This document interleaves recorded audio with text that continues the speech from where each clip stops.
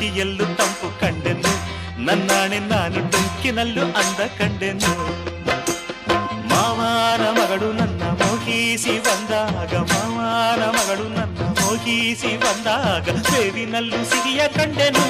ನಿನ್ನಾಣೆ ನಾನು ಕತ್ತಲಲ್ಲೂ ಬೆಳಕ ಕಂಡೆನು, ನನ್ನಾಣೆ ನಾನು ಮತ್ತಿನಲ್ಲೂ ಸುಖವ ಕಂಡೆನು.